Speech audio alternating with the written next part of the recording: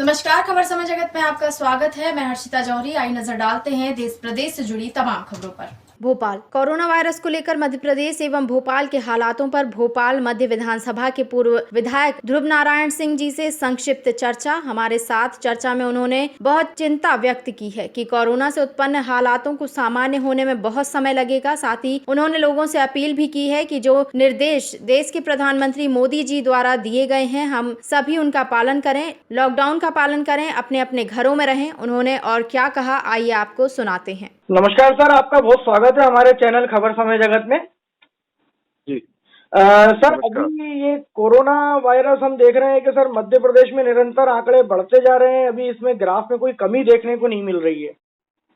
जी sir देखिए इसमें ऐसा है कि जी आप जी बताएं, आप कुछ कह रहे हैं। जी नहीं सर, बोलिए बोलिए।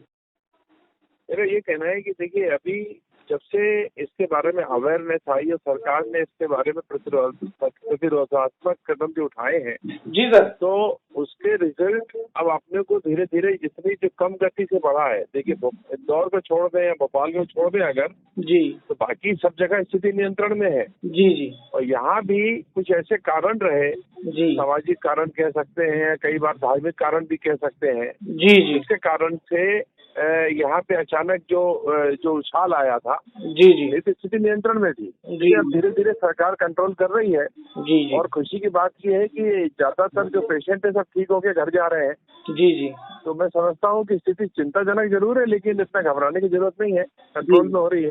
जी सर, लेकिन जैसे अगर अपन दूसरे अपने समीपस्थ प्रांतों से तुलना करें, जैसे छत्तीसगढ़ या उत्तर प्रदेश है, तो वहाँ के मुकाबले कोरोना संक्रमितों की तुलना में अगर अपन देखें तो संख्या ज्यादा है, मौतों का आंकड़ा भी अधिक है। नहीं, उसका कारण ये है कि देखिए वहाँ शायद जैसे हमारे यहाँ जो कुछ पहले एकदम ग्राफ बढ़ा वो जमातियों के कारण बढ़ा, सबको ये बात पता है। जी वहाँ नहीं गए होंगे, जी इस कारण से वहाँ का कंट्रोल में रहा। हमारे यहाँ जो स्थिति एकदम से बिगड़ी वो पूरे मध्य प्रदेश हो या दिल्ली हो या महाराष्ट्र हो, जी सब जगह ये स्थिति बिगड़ी है। वो जो एकदम जमाती वहाँ से निकले और सब जगह फैल गए, जी उन्होंने स्थिति बिगाड़ी। उज्जैन में भी इसी कारण बिगड़ी थी स्थिति। जी जी सर, ये तो खैर है एक मुख्य कारण। लेकिन सर, जैसे ये जो कोरोना योद्धा है, जो स्वास्थ्य विभाग का अमला है, पुलिस विभाग का अमला है, प्रशासनिक अमला, नगर निगम अमला, इन सब में भी संक्रमित बहुत देखने को मिले सर। हाँ साहब, इनके योगदान को तो देखिए हम सब हमेशा याद रखेंगे। इन्होंने जिस जिस बहादुरी से, जिस समझदारी से अपने ऊपर समस्या लेके इन्होंने जनता की समस्या का निराकरण करने का प्रयास किया, जी और इस कारण से ये भी संक्रमित हुए। शायद क्योंकि ये एकदम नई बीमारी थी, इससे सेफ्टी के बहुत ज्यादा उपाय शुरू में नहीं थे, जी इस कारण से हुआ। लेकिन अब स्थिति वहाँ भी बहुत ठीक हो गई है। अब वो पेशेंट मिलने की संख्या भी घट रही धीरे धीरे। सर, स्वास्थ्य विभाग के एक सर पीएस लेवल के अधिकारी की लापरवाही की सजा स्वास्थ्य विभाग को भुगतना पड़ी, ऐसा नहीं लगता सर? अपने को काफी संक्रमित वहां हुए उनकी वजह से। अब देखिए ये तो इसके बारे में काफी कुछ कहा सुना जा चुका है। जी सर। आप सब समझते हैं, लोग समझते हैं, कई बार होती है ऐसी घटनाएं। जी अब उसको कुछ चीजों को छोड़ के आगे बढ़ना ही उचित रहता है। ये सर, अब जो गलती हो गई सो हो गई। जी सर, एक पत्रकार पॉजिटिव पाए गए थे और वो पूर्व मुख्यमंत्री की प्रेस कॉन्फ्रेंस में चले गए थे, तो इस बात पर इतना हो हल्ला हुआ था और उनपे एफआईआर तक हुई थी। लेकिन एक आईएएस अधिकारी की गलती को नजरअंदाज किया जा रहा है क्या सर? देखिए इस बारे में तो आपको किसी सरकार के जिम्मेदार से, सरकार के प्रवक्ता से बात करनी चाहिए जी जी कि बिल्कुल। अगर कोई भेद हुआ है तो क्यों हुआ है, जी किन सर। कारणों से हुआ है, जी वो उसके बारे में मैं अधिकृत नहीं हूँ कहने के लिए भाई साहब। जी जी सर, लॉकडाउन में जो कठिनाइयां आ रही हैं लोगों को, कई तरह की कठिनाइयां, जैसे जो जो खास तौर से एक वर्ग ऐसा होता है जिसको रोज कमा के रोज खाना खाना है, जी हाँ। उसको सर जो कठिनाइयों का सामना करना पड़ रहा है आने वाले समय में सर, कैसे क्या होगा, मतलब इसमें आपकी दृष्टि में थोड़ा सा।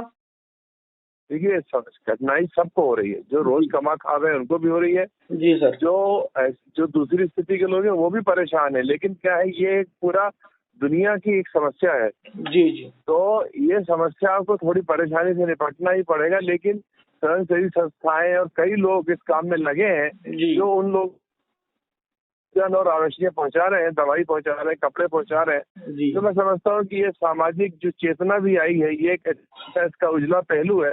जी समाज में लोग इस बारे में जागरूक हुए, एक दूसरे के प्रति मदद करने के लिए आज खड़े हुए हैं।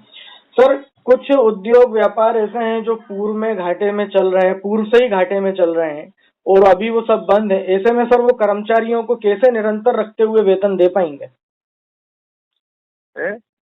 सर कुछ नहीं, उद्योग। मैं ये कह रहा था जी जी कि मैंने कहा ना, ये बड़ी अभूतपूर्व परिस्थिति है। जी सर। पूरी दुनिया में इसका असर है जी जी और आर्थिक रूप से इसका भारी हमें इसका खामियाजा भुगतना पड़ेगा। जी जी तो जब पूरा राष्ट्र खामियाजा भुगतेगा तो हम भी रास्ते से बाहर नहीं है, हम भी किसी परिस्थिति में हम भी वो खामियाजा भुगतेंगे। जी और सबको मानसिक रूप से तैयार होना चाहिए कि ये हमारा इस संकट की घड़ी में योगदान मान के उसको शहर स्वीकार करना चाहिए।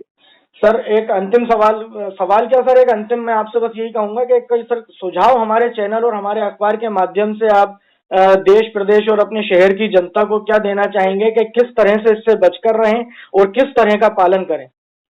देखिए, जैसा कि माननीय मोदी जी ने कई बार कहा कि सोशल डिस्टेंसिंग का पालन होना चाहिए, जी नंबर 1।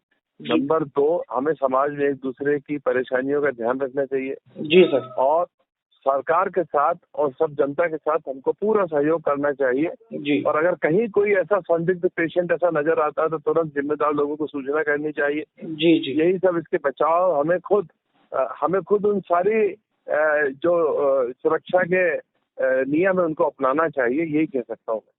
सर, आपने हमसे चर्चा की, हमें समय दिया, उसके लिए आपका बहुत बहुत धन्यवाद। तो हमारे साथ फोन लाइन पर ध्रुव नारायण सिंह जी थे, जो भोपाल मध्य के पूर्व विधायक हैं। बहुत बहुत धन्यवाद सर।